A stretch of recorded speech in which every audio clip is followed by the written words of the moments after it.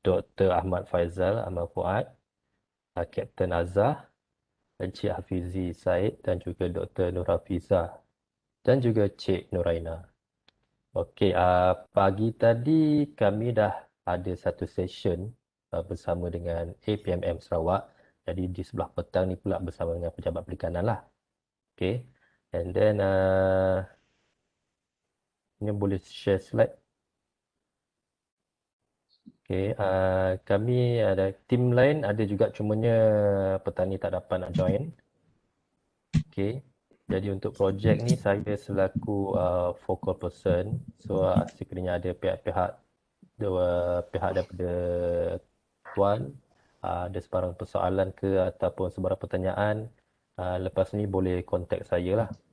Dan pada akan datang insya-Allah kami akan adakan sesi hazard identification workshop, yang mana setiap stakeholder yang berkaitan dengan kajian ini kami akan panggil dalam sesi satu hari. Dia ibarat sesi brainstorming lah, untuk kita kena pasti sebarang bahaya yang akan berlaku untuk projek yang klien kami nak buat lah. Okey, alright. Sebelum saya pass kepada Encik Hafizi untuk pembentangan lanjut, boleh pihak Cik Ridwan perkenalkan diri dengan yang lain. Okey, terima kasih Tuan. Okey, Assalamualaikum dan selamat petang. Nama saya Rizwan bin Nordin. Saya Ketua Wilayah Perikanan 3 Miri. Bersama saya pada petang ini adalah Cik Anis Arifin, merupakan Ketua Daerah Perikanan Miri, dan juga Cik Zulkifli bin Ramli, Ketua Daerah Perikanan Bintulu lah Tuan. Okey, alright. Jadi kiranya untuk perairan perikanan Bintulu ni di bawah wilayah 3 Miri lah kan? Ya betul. Okey. Alright. Terima kasih Encik Dewan. Jadi saya pass kepada Encik Hafizi untuk pembentangan lanjut. Silakan. Baik.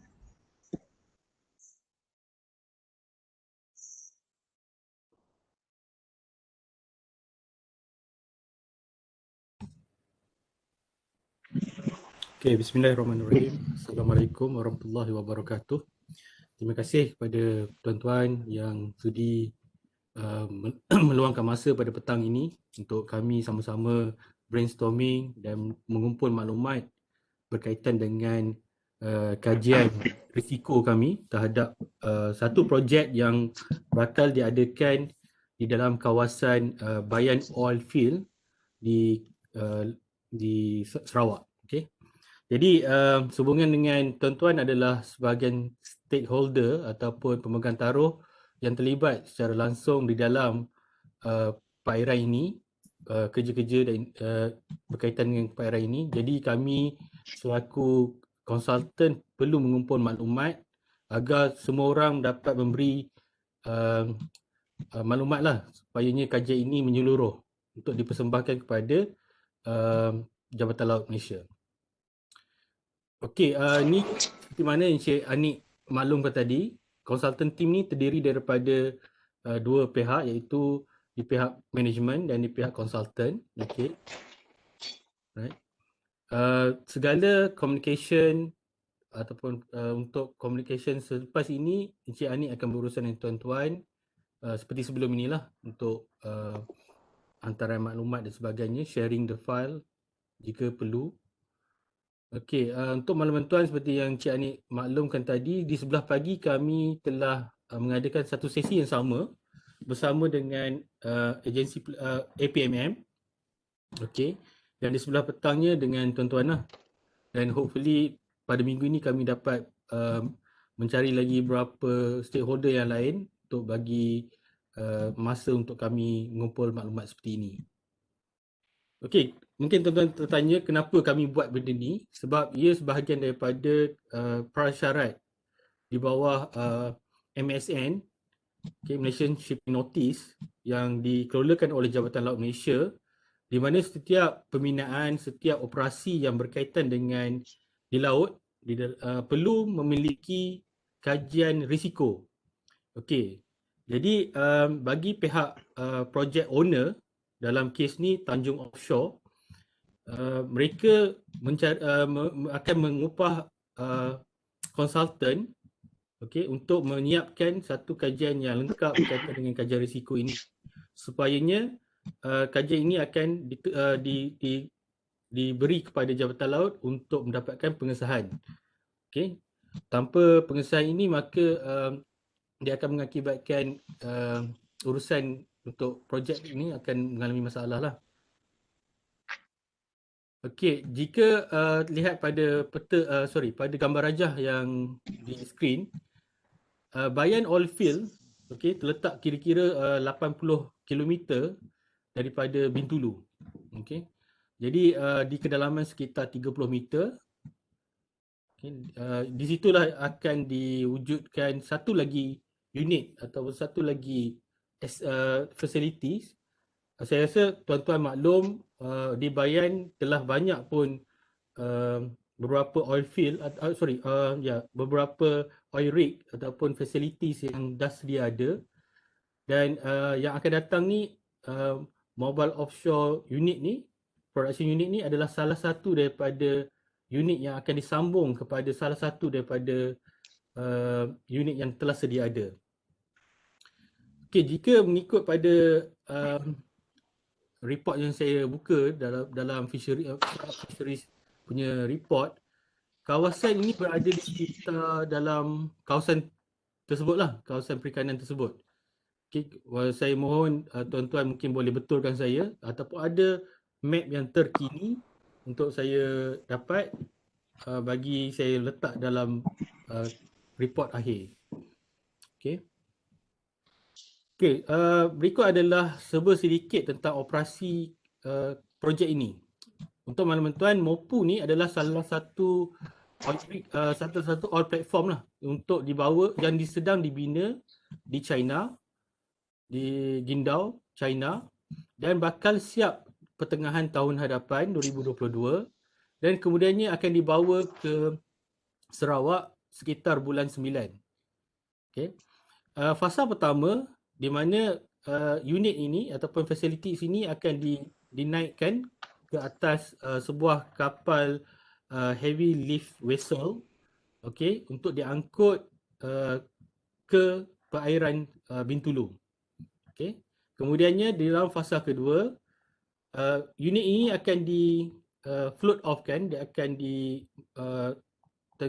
kapal itu akan tenggelam dan secara langsung unit itu akan terapung dan kemudiannya ditarik ke koordinat yang untuk installation, yang di mana kalau lihat pada gambar rajah di sebelah kanan tersebut, dia akan bercantum dengan Bayan Riser A, BYR Bayan Riser A yang telah sedia ada di situ.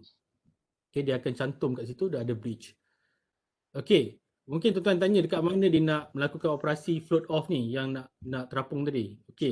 Dia ada dua kemungkinan, possibilities dan option yang dicadangkan. Pertamanya, jika keadaan cuaca baik, maka unit tersebut akan di float off di tengah-tengah laut yang sekitar 4 batu nautika daripada Bayan Oilfield. Namun, jika berlaku keadaan cuaca kurang baik, maka unit ini akan diangkut terus ke Labuan, di mana Labuan punya anchorage area adalah lebih shelter. Maka dari situ unit ini akan ditarik menggunakan kapal tunda ke Bintulu, ke Bayan Oilfield, sekitar 230 km nautical mile from Labuan. Ini adalah gambaran ilustrasi untuk bagaimana unit itu akan dinaikkan ke atas heavy lift vessel yang dibawa daripada China, dan kemudiannya unit itu akan di-float off, diterapungkan di perairan Sarawak bagi dibawa ke position yang sepatutnya berdekatan dengan Bayan Riser A. Berikut adalah gambaran bagaimana bentuk MOPU ataupun Mobile Offshore Production Unit ini. Okey. Okey, untuk makluman tuan-tuan, kajian kami bagi pihak kami sebagai konsultan, kajian kami adalah merangkumi 3 stage, 3 peringkat utama, iaitu stage 1 dan 2. Apa yang kita buat sekarang ni iaitu pengumpulan maklumat. Stage 2 di mana kami akan mulakan dengan hazard identification. Okay, di mana tuan-tuan juga akan diundang, dijemput sama melalui dalam sesi ini bagi memberi maklum balas terhadap jenis-jenis ancaman yang ada.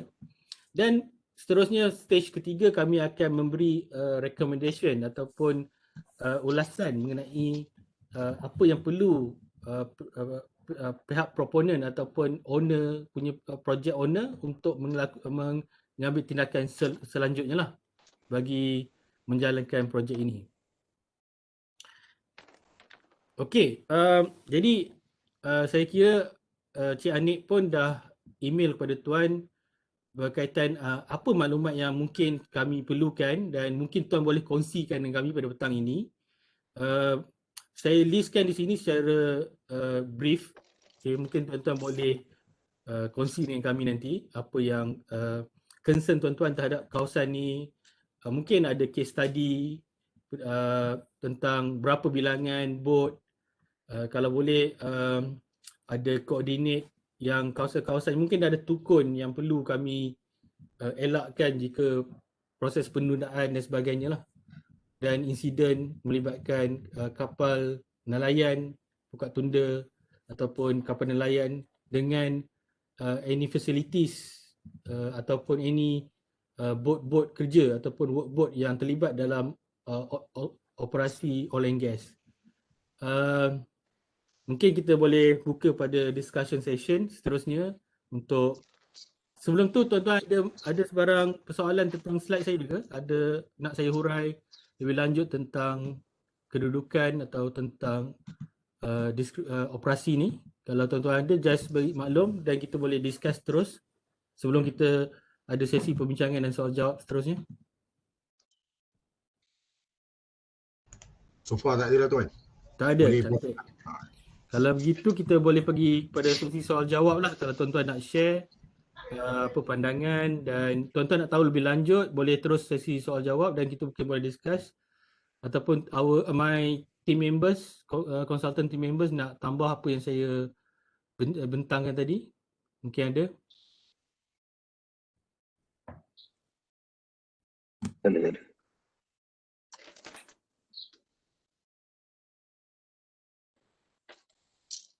Ada, boleh teruskan. Okey, tak ada apa dah. Saya tak ada slide dah.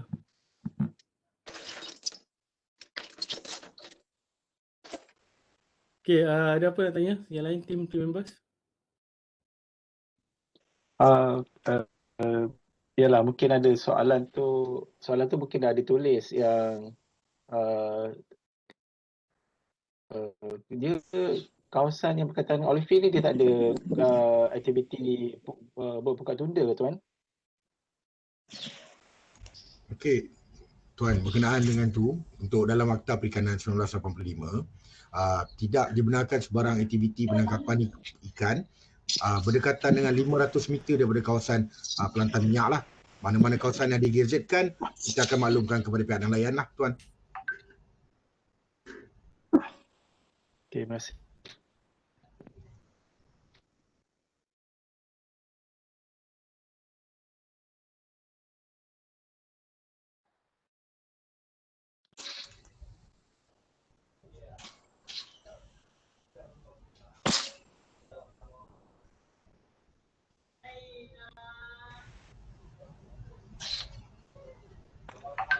Ada.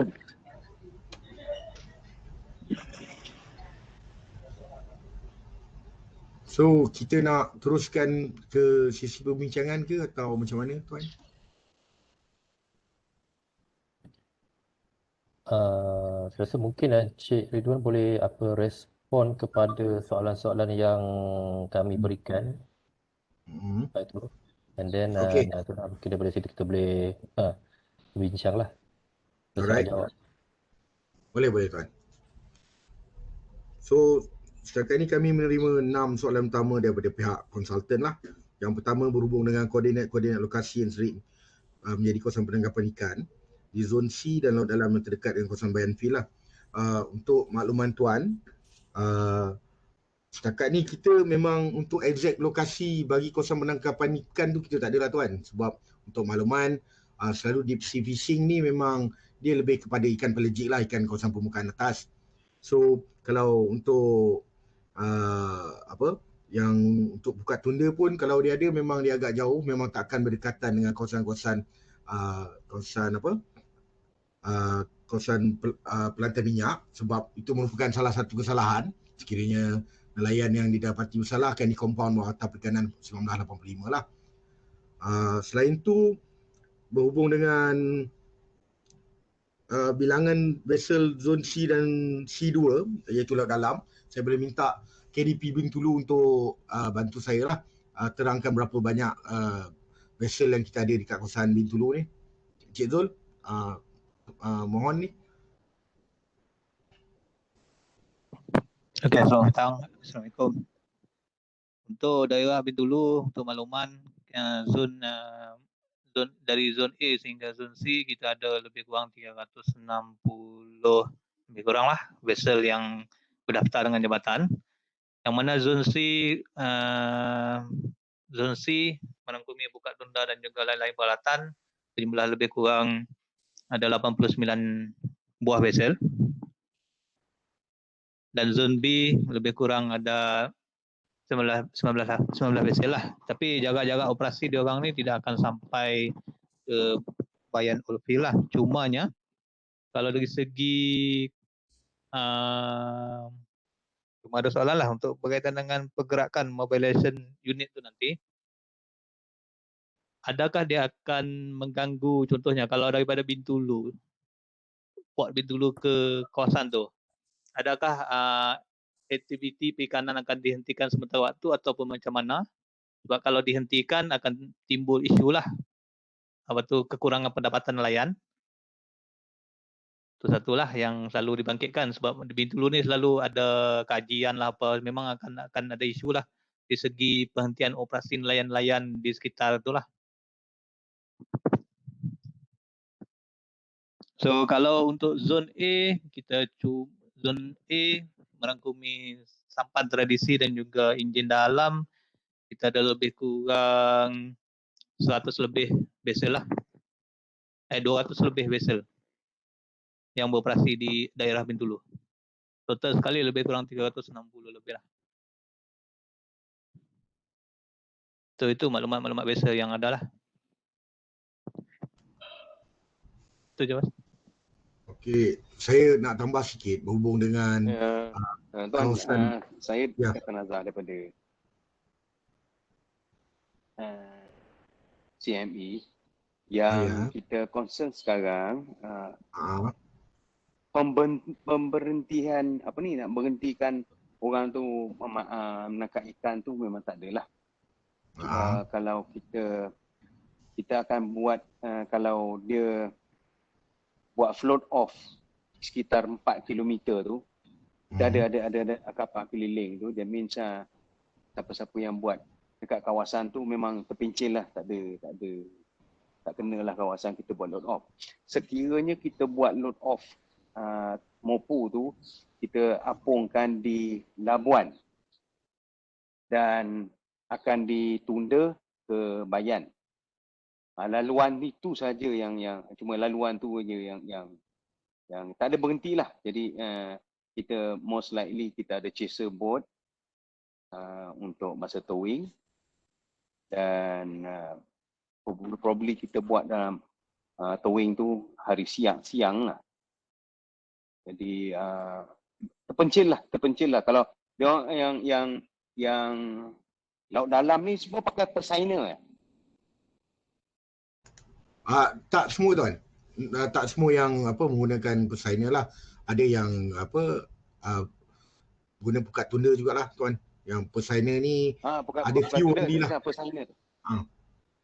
Persainer tu pasal dia punya lengkungan tu mungkin dia mengambil kira-kira sekitar 1 kilometer punya lengkungan aja.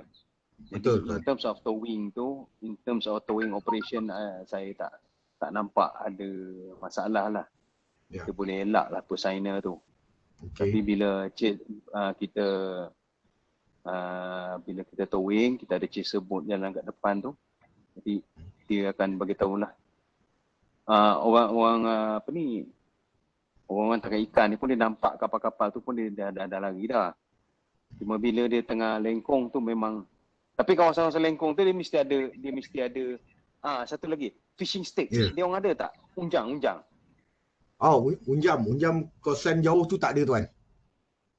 Dia tak pakai Yang unjang. untuk Bintulu yang kita letak unjam kebanyakan adalah kawasan yang dekat zon B lah, 5 batu ke bawah lah actually. 5 batu ke bawah dah shouldn't be any problem lah. Ya. Jadi tak ada. Actually projek ni tak akan stopkan orang tangkap ikan lah. Ya. This is not a major. Cuma normal towing macam tongkang aja. Betul. Mopu ni cuma 90 meter panjang, 48 meter lebar. Cuma draft dia 4 meter saja. Berat dia sekitar 20,000 tan aja. Jadi takkan itulah. Cuma kita akan dalam kita punya study nanti sama ada pergerakan ini akan mengganggu gugat komuniti perikanan lah. Pasal kita involvekan tuan tu, nanti kita dalam hazard workshop kita nak menentukan risk, nanti kita akan jemput tuan lah, kita buat. Mungkin daripada tekong-tekong pun boleh ikut sekali lah. Kadang-kadang orang perikanan dia punya otak tu jauh daripada kita ni. Orang tekong-tekong ni dia punya fikiran tu jauh lagi. Oh, okey. Ya. Saya pun ada boat dulu dah tenggelam lah, kelanggar di kapal. Jadi malah nak buat bisnes ni. Sakit kepala. Jadi that's the thing lah yang kita masuk. Tapi saya nampak lah dia tak akan mengganggu gugat lah komuniti kita. Cuma bila poachers saja yang kita yang kita takut ni, poachers saja. Kita dah dengan APMM kita dah bagi tahu. Takut yang Vietnam punya grup ni yang masuk ni.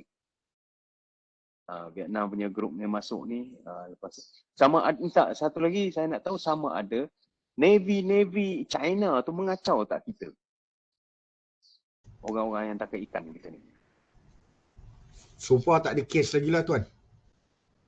Tak ada. Yang untuk menghabiskan China Coastal Guard datang kacau nelayan kita, so far tak ada lagi lah. Tak apa. Okey. Itu kita serah ke APMM lah. Kita akan discuss masa tu lah. Jadi that's about it lah kita punya projek tu.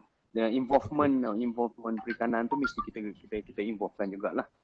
Sebab bila sekiranya Mopu tu masa commissioning, masa kita naik, kita positionkan dia dekat kawasan tu, memang dah ada 500 meter lah. 500 meter dan ada chaser boat lah. Kalau buat ikan masuk dalam kawasan tu, akan ada chaser boat. Tidak tak ada masalah lah kat situ. Cuma nanti kita buat bila hazard workshop, kita minta feedback daripada tuan lah. You can give me all sorts of problem lah. Nanti kita akan sort out lah macam mana kan. Kita nak kalau boleh kita ambil semua sekali risiko daripada semua angle lah, all angle risiko, supaya projek ni berjalan dengan lancar. Itu je tuan.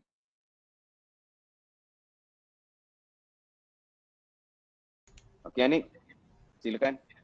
Okey, tengok sikit. Okey, alright. Mungkin Cik Ridwan boleh sambung balik yang based on senarai soalan ni. Okey. Terima kasih Cik Nik. So, based dengan soalan nombor 1, koordinat tu macam saya terang tadi lah. Sebab koordinat dia memang tak menentu. Sebab nelayan ni dia guna fish finder untuk cari ikan. So memang ikan tu based dengan pergerakan ikan lah. Dia takkan locate dekat satu kawasan yang tetap lah Cik Anik dan juga tuan-tuan puan yang lain lah. Lepas tu yang untuk makluman semua, actually bila saya tengok balik kawasan untuk Bayan Field ni actually dia memang agak jauh lah tuan. Memang agak jauh daripada untuk nelayan zon pantai untuk sampai lah kalau ikutkan. Sebanyak untuk makluman tuan-tuan semua, kebanyakan kes yang poacher ni dia lebih kepada yang dekat terminal field tu. Untuk kawasan Bintulu, kawasan situlah. Itu yang dimaklumkan oleh pihak APMM dan juga makluman yang saya terima daripada pihak KDP Bintulu lah. So untuk jenis peralatan nangkap ikan yang digunakan untuk vessel dekat Sarawak ni kebiasaannya dia ada 3 jenis peralatan utama lah tuan. Yang pertama pukat tunda, yang kedua pukat jerut, yang ketiga ni lah rawai atau bubu lah, tapi itu memang jarang sangat lah. Dia dua yang utama ni adalah pukat tunda dan juga pukat jerut.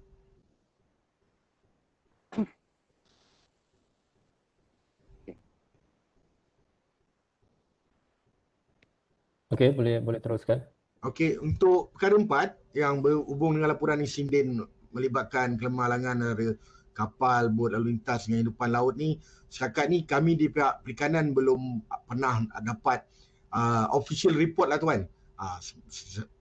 Untuk makluman semua kita memang akan ambil maklumat sekiranya ada aduan rasmi lah. Tapi setakat ni kita memang tak pernah terima lagi yang aduan secara rasmi berhubung dengan membabitkan insiden terutama marine mammal lah. So memang kita tak ada. So yang untuk perkara kelima berhubung dengan spesies hidupan laut terancam ni, actually benda ni memang general untuk seluruh negeri Sarawak dan list pun kita kongsi sama dengan pihak Sarawak Forestry lah tuan. So untuk makluman saya syorkan kalau tuan nak buat consultation juga boleh jemput pihak Sarawak Forestry lah. Dia badan yang bertanggungjawab untuk jaga untuk marine mammal terancam lah di bawah kuasa bidang negeri lah. Sarawak Forestry. Ya, Sarawak Forestry Corporation. Oh, dia syarikat swasta lah. Dia anak syarikat negeri sebenarnya sini tuan. Dulu dia sekali dengan Sarawak Perhutanan Sarawak, tapi dia dah pecah dia jadi Sarawak Forestry Corporation. Tapi dia memang bertanggungjawab untuk membabitkan kawasan marine park dekat Sarawak ni, juga membabitkan dengan isu membabitkan marine mammal lah. Memang bawah SFC lah. Sebab dia guna peraturan bawah Akta Sarawak, Akta Kerajaan Negeri, manakala kita dekat perikanan ni guna Akta Kerajaan Persekutuan lah, Akta Perikanan 1985. Okay. So untuk perkara ke-6 tuan berkenaan dengan program aktiviti kempen kesedaran ni kita ada buat lah kepada nelayan dan komuniti. Sebab untuk makluman tuan di peringkat perikanan pun kita ada babit kita punya komuniti nelayan yang sekarang ni kita panggil jaringan perikanan lah. So kita memang ada buat aktiviti taklimat keselamatan lah tuan untuk makluman. Cuma dalam tempoh 2 tahun ni kita tak ada buat lah sebab kekangan MCO tuan MCO dan juga kekangan isu teknikal pihak kami lah. Tapi so far memang kita ada buat dan babitkan pihak APMM jugalah bila kita buat aktiviti keselamatan di laut ni. Okey. Jadi kalau macam sebelum ni memang pernah buatlah program-program untuk komuniti bersama nelayan apa semua kan. Cuma MCO ni kurang. Okey, alright. Okey Cik Ridwan, boleh tak kalau macam contoh untuk respon kepada senarai soalan ni boleh tak kalau kami minta dalam bentuk bertulis? Maksudnya untuk setiap soalan tu dan email kepada kami. Boleh. Contohnya untuk soalan nombor 2 tu dia lebih kepada macam statistik kan. Sekiranya pihak tuan ada statistik berkenaan saiz bilangan bot semua ni boleh boleh share kepada kami lah. Boleh. Kita boleh share. So kami akan bagi secara umum lah tuan. Sebagai contoh zon C ni berapa dia punya GRT daripada dia punya bilangan, GRT dan fishing gear yang dia pakai lah untuk setiap vessel tu lah. Boleh. Nanti boleh email kepada saya lah dalam bila dah semua info ni dah ada boleh email kepada saya. Boleh je ni. Okay, alright. Untuk daripada tim yang lain, Cik Hafizi, ada apa-apa soalan lain? Atau mungkin daripada pihak Jabatan Perikanan kalau ada apa-apa sebarang pertanyaan lagi? Saya ada 2 isu juga tuan actually. Yang pertama saya nak minta kerjasama lah. Sebab saya tengok yang sesi pembincangan ni direct terus kepada saya kan. Kami di wilayah 3. Cuma saya nak tahulah adakah pihak Pejabat Perikanan Negeri Sarawak JPLS lah, Jabatan Perikanan Laut Negeri Sarawak alert tentang yang approach by pihak konsultan berhubung perkara ni? Okey, berkenaan perkara tu kalau ikutkan memang firstly saya akan approach Jabatan Perikanan Sarawak. Cumanya bila saya cakap projek ni dekat Bintulu, dia minta saya contact direct kepada wilayah Miri lah. So ada makluman lah masuk dia tuan lah? By phone lah. Makluman by phone. By phone. So kita memang dah call Sarawak, cumanya dia minta kita direct berhubung dengan Cik Ridwan lah. Okey. So minta tolonglah tuan sebab saya pun kena buat reporting juga kepada pengarah saya kan. So minta sebab ni nak mendapatkan maklumat daripada pihak kami, minta hantar surat secara rasmi kepada pengarah Perikanan Laut Sarawak lah berhubung perkara ni. Oh okey. So untuk perhatian kami tak apa, untuk perhatian saya tak apa. Tapi yang penting pengarah saya alert lah. Yang maksud dia secara rasmi pihak syarikat memang pihak konsultan ada mohon untuk dapatkan maklumat lah. Okey, alright. Maknanya surat tu ditujukan kepada pengarah Perikanan Laut Sarawak. Ya betul. CC kepada Encik Rizwan lah nanti. Ya betul. Betul lah. Okey. Okey, yang kedua tuan, bila saya dan KDP Bintulu revise balik yang lokasi untuk Bayan Field ni kan. So far kami dapati Bayan Field ni sebenarnya located lebih kepada kawasan Mukah lah tuan. Untuk makluman. Sebab Bayan Field ni kalau kita tengok dia 80 km daripada Bintulu. Tapi kalau saya tengok dia punya point terdekat dia adalah kawasan Balingan. Balingan ni kalau bawah daerah perikanan, kita punya daerah perikanan adalah Pejabat Perikanan Mukah lah. So mungkin kalau tuan nak minta maklumat tambahan berkenaan vessel, bilangan vessel daripada daerah Mukah, itu mungkin membantu tuan. Sebab kalau untuk Bintulu, kebiasaan untuk nelayan tradisi memang tak mungkin akan sampai ke situ lah. Essentially saya cakap zon A, zon B tak mungkin akan sampai ke kawasan Bayan. Yang ada potensi untuk sampai pun cuma zon C dan C2 sahaja. Tapi untuk Bintulu, untuk Mukah masih ada kebarangkalian mereka boleh sampai. Okey, alright. Okey, cuma untuk Mukah tu ada ni sikit lah tuan. Sebab tu bawah pentadbiran wilayah 2 kan. Dia punya ketua wilayah dia lain lah. Lain macam mana tu? Sebab macam kami dibagikan kepada 3 wilayah kan. Saya untuk memang in charge wilayah 3 membagikan kawasan Bintulu, Miri, Limbang dan Lawas. Manakala untuk wilayah 2, dia punya ketua wilayah dia adalah Puan Nur Asmah. Dia in charge daripada Mukah, Tanjung Manis, Daro, Sariki. So itu memang kawasan yang assign untuk setiap ketua wilayah lah. So manakala untuk ketua wilayah 1 bermula daripada Sematan sampai ke Kabung. So maksud dia bila ada aktiviti membabitkan pentadbiran berkaitan dengan perikanan, so biasanya dia akan refer kepada ketua wilayah yang berkenaan lah. Okey. Mukah wilayah 2. Ya tuan, Mukah bawah wilayah 2.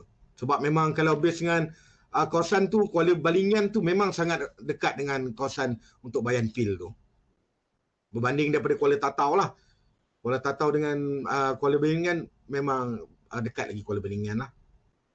So nelayan dekat situ pun agak ramai. So figure dia mungkin boleh kita dapatkan daripada ni lah. Pejabat Perikanan Laut wilayah 2 Sibu lah. Okey, alright. Pihak kami ambil maklum perkara tu nanti insyaAllah kalau ada kami berpeluang untuk buat next engagement dengan wilayah 2 Mukah ni insyaAllah kita akan dapatkan further information daripada mereka. Baik. Tuan nak tanya, selalunya bot buka tunda tu starting JRT dia daripada berapa JRT ya? Untuk buka tunda di Sarawak 40 JRT ke atas tuan. 40 JRT ke atas. Okey. Ah, Kalau dia kalau 40 ke 40 JRT, 70 untuk C2, zon C, dan 70 ke atas C2 lah. I see. Kalau 40 JRT normally dia punya panjang tu berapa? 40 JRT tak sampai 20 meter pun tuan dia punya panjang. Dia dalam 18, 17, 18 meter macam tu lah dia punya panjang. Okey. Okey. Masih. Sama.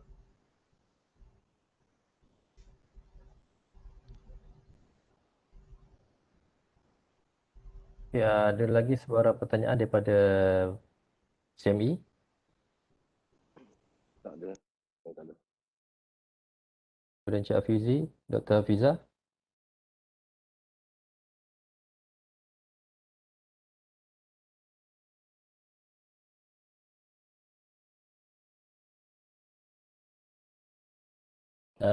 Cap, ada apa-apa soalan lagi, Cap? Oh, tak ada. Tak ada. Clear. Right. Daripada Encik Hafizi? Tak ada ni. All clear. Terima kasih pada Cik Ridwan.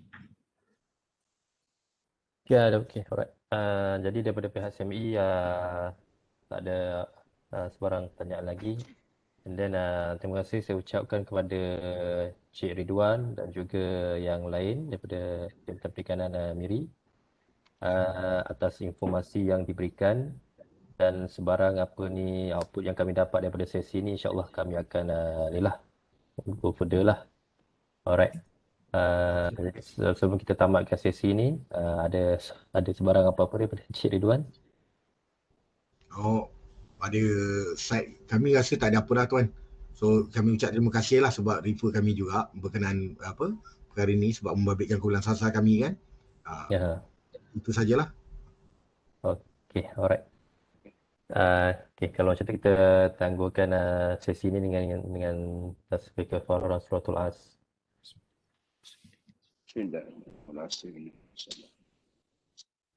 Okay, terima kasih. Assalamualaikum warahmatullahi wabarakatuh. Waalaikumsalam. Assalamualaikum.